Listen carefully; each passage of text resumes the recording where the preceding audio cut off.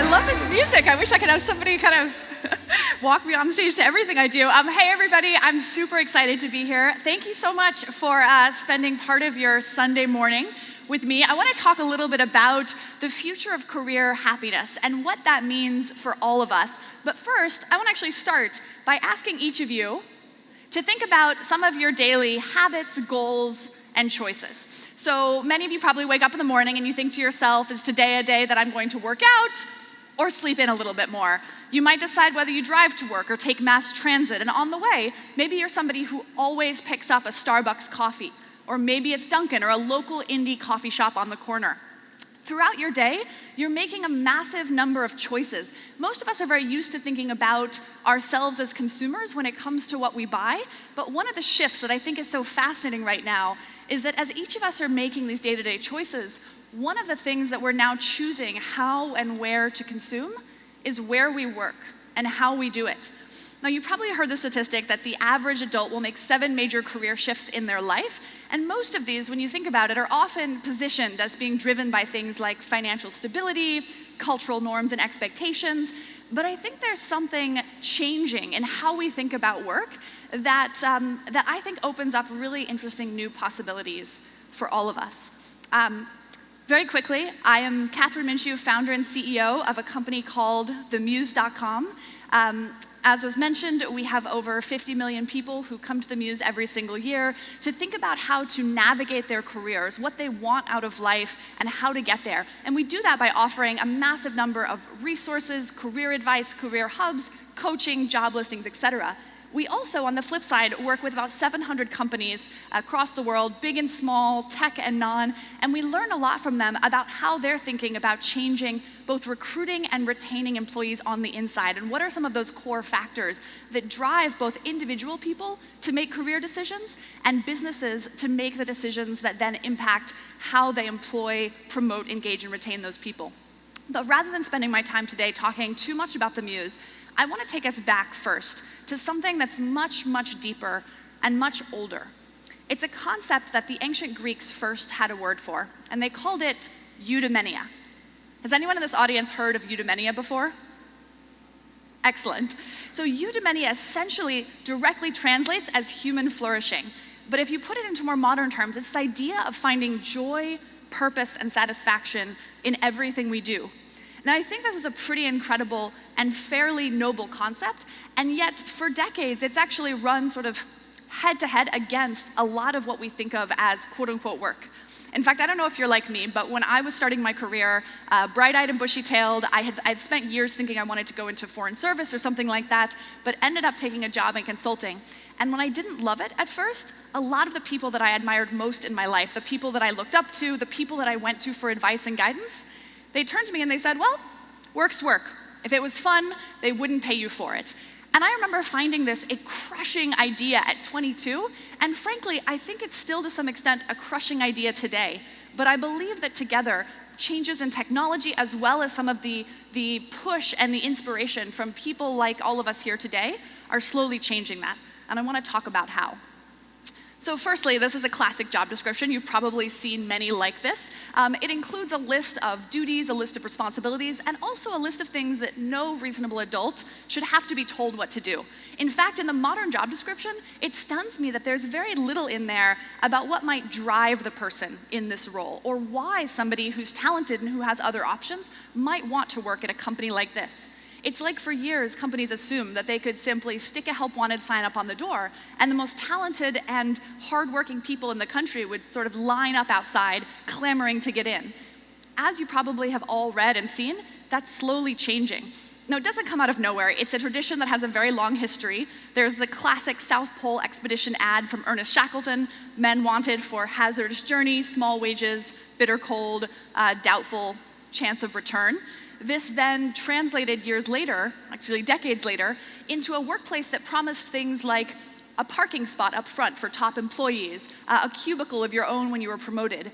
There was a sense of a linear path, there was some sense of movement, but it wasn't necessarily focused on an individual's desire for what they wanted out of their career, the meaning they might want out of their life, and how to connect work with this concept of eudaimonia, or human flourishing. Finally, 5 to 10 years ago, businesses started wising up to the fact that competing for employees or trying to recruit great people was a good idea. But instead of focusing on some of the core elements of their companies or their roles that might, again, give people meaning, give people drive, in many cases, those early ads focused on things like foosball tables, ping pong tables, and free lunch. All perks that some people might find really attractive, but not necessarily the sort of thing that's going to deeply drive you to get up every morning and put your heart and soul into the creation or the execution of something that you do. And I think this gets to a really interesting fundamental challenge that I hope we're in the middle of overthrowing, which is that as a society, we often like to pretend there are sort of good jobs and bad jobs, good companies and bad companies. But when you dig deep, it sort of depends on what you're looking for in the first place. For example, there might be people in this room who are sort of dreamed of the idea as a kid of being a city librarian. They love being surrounded by books. They're excited by the idea of being part of a community institution and helping others wake into a love of learning. And then there are probably people who think to themselves, oh my goodness, that sounds like a total nightmare. You're trapped indoors, screaming kids, books gone missing. Similarly, another career that I think is often thought of one way or another is garbage man. It's really easy to look at this and say, you've got to wake up early, it's really hard labor, and you're dealing with other people's shit all day. But for some people, there's actually a really interesting opportunity here because, in fact, it generally has fairly stable pay. It's a consistent path. People are always going to produce trash. And that early morning means that you get out early enough in the day that you can pick your kids up for school, attend to other hobbies, or spend time with your family. Even something as classic as a corner office. To many people, this means prestige, this means excitement. And yet to others, it's the rat race. It's spending 24 hours a day tethered to a small electronic device and having other people dictate how you spend your time. I think what's so fascinating to me is that as we're entering this new world of work, as this concept of good jobs and bad jobs is slowly starting to go away, it's replaced by a realization that's both, I think, very exciting, but also terrifying to some people, which is that it's up to you. Understanding what you want out of your career and how you want to go get that is becoming a much more personalized, much more singular pursuit. And that can be terrifying to some. You are the only person in the driver's seat of your career. And as you think about how to make the most of that, there are 4 things that I think it's helpful to keep in mind in order to have the greatest chance of finding something that gets you close to that concept of eudaimonia, or human flourishing. The first thing I'd say is to forget the concept of a dream job. That idea of a one singular ideal job that's just out there, that's going to fix all your problems or make everything happy, I think most people realize at some point it's not necessarily a very realistic concept. And furthermore, the idea of what's a dream job or even an ideal job for you can vary as you go through different phases in your life and as you have different needs, different wants, and different experiences. That leads to number 2, which is that instead it can be really helpful to start with your values. So think about, what do you want out of life? Who do you want to become? What sort of pain are you willing to endure in order to get there? And what sort of pain or discomfort is unacceptable? Perhaps you're very open to working long, crazy hours, but you want the flexibility and the control of when those hours are. Maybe creativity or autonomy is important to you, or maybe it's prestige. Perhaps it's compensation or a clearly defined path. Whatever it is, the more that you can start any career search, whether it's within your current company or out externally, with thinking about what matters to you and what you care about, the more likely you are to end up in a place you're really excited about. And in this regard, I actually think it's really important to look to dating as a metaphor and make sure that you're choosing a job based on what matters to you. Not what matters to your parents, not what matters to your friends, not what other people in your industry say is sexy or exciting. Ultimately, when you find a career path that fits what you care about and what you value, you're much, much more likely to be successful and fulfilled in it. Third, always be learning. The modern career path is sort of turning into a choose-your-own-adventure book at times, at which each possible path branches off into a number of different options, and the only thing that's really constant is change. So the more that you can take advantage of online resources, classes, networking, plugged-in colleagues, growth opportunities in the office to make sure that you're constantly thinking about learning, about leveling up, about improving yourself and figuring out how to navigate your career path and acquire the skills you want to get to, the more likely you are to ultimately end up in a place that you chose and that you wanted to go, instead of where the sort of lazy river of life dropped you off. And that brings me to my last point, which is that when I've talked to thousands of people across the years, both very, very known, successful people, as well as everyday individuals who are just deeply happy with the life that they've chosen or that they've built for themselves, the common denominator across almost all of them is grit. It's this concept of being able to understand what it is you want and push through those early challenges or obstacles in order to get there.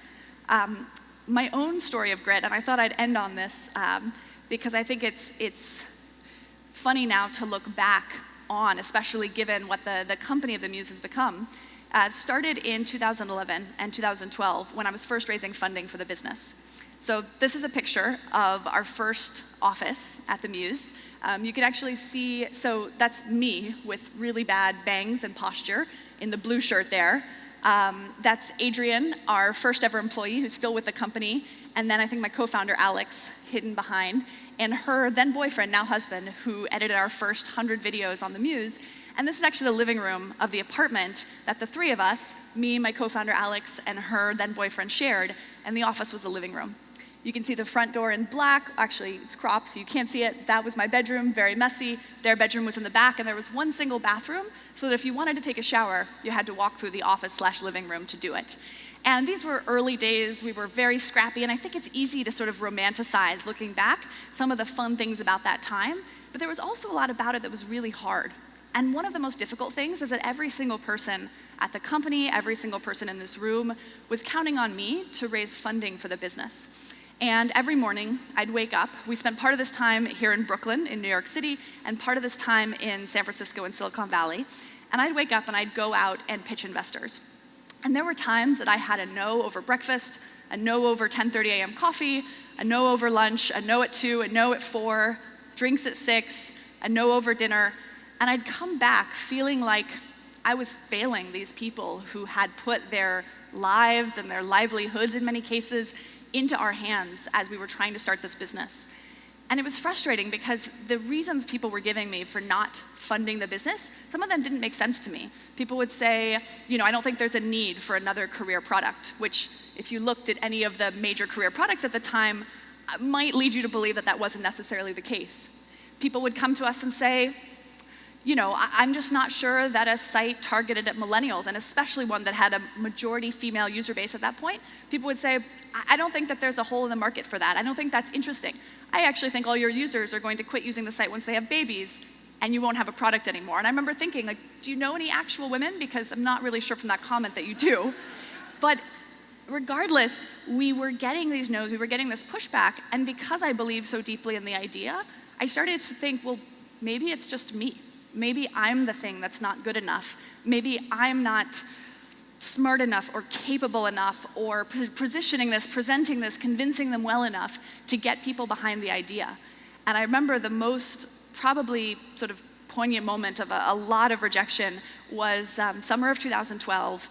I had been introduced to a series of investors in Silicon Valley, really positive introduction. The person that connected us said, you have to look at this company, you have to look at this entrepreneur. They seemed very excited. I drove down to their office, was pitching them the business, and for the first time in a while, they were sending what's called kind of yes signals. They were leaning forward in their chair, they were excited, they were asking smart questions, and I remember thinking, this is what it feels like before they say yes. This is the conversation that's going to change the course of our business. And at the very end, they asked me a question about the content on the site, the career advice that the Muse produces and uses to build our audience and to build a trust and a relationship with them. And when I started answering, immediately their faces clouded over and they pulled back and they said, no, we don't like a content business. That's not gonna go anywhere, that's not exciting, it's not scalable, but we like this jobs thing that you have. Why don't you just kill the content? And I started trying to explain why we could just be a job site like everybody else, or we could continue to have this much more holistic, relationship-based, content-based approach. And they cut in and they were like, no, I don't want to fund that. We'll fund you right now if you kill the content. And I remember thinking, this is the thing that could change our fortunes. This is the check that could allow me to go back to these people and tell them, we now get to raise everyone's salaries. We now don't have to quibble over a $20 purchase. And yet it felt like it would be denying one of the most fundamental principles about who we were as a business and what we believed. And so I said no. I went back to San Francisco, told them again that it was another no, because it was pretty clear at that point that they weren't going to invest without killing the content side of the business. And we carried on. And it wasn't probably another 4 or 5 months before we were finally able to raise a little bit of funding in order to kind of continue going and continue growing the product. And I say this because I think regardless of what career path you choose, whether it's building a business, moving up inside of a company, working at a nonprofit or social impact organization, there are going to be times when people tell you that in order to succeed, you need to do something really different from the way that you want. And there are times that feedback can be really useful. We've gotten great feedback throughout the last several years of the Muse that has helped us to avoid obstacles, to become a better business. But this is not what I'm talking about. I'm talking about that feedback or those choices that feel to you a fundamental divide between what your values are saying, who you are, how you want to show up in the world, and the path that someone else is telling you. And it can be doubly hard because sometimes you see people who are following those other paths kind of getting ahead really quickly. We had companies in our Y Combinator batch who were raising at valuations 2, 3, 4, 5 times ours while we were struggling to get a $50K check. And yet I think when you look at how things played out over the long run, the companies and the people that stuck to their guns and their values have ended up, in many cases, on top. And so that's why I'd say the last principle is think about that concept of grit in your career and how you can both know what you want and understand how to go after it. And sometimes when it comes down to it, the only answer is that you gotta fuck the haters. So on that, thank you so much for having me. Thank you to World's Fair Nano. We're gonna be doing some Q&A in the back, and I really appreciate it.